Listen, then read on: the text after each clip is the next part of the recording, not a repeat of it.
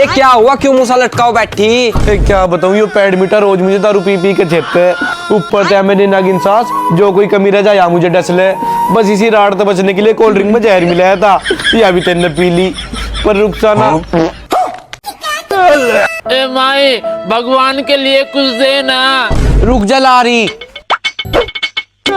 ले यो का अगरबत्ती भगवान के लिए। A few moments later.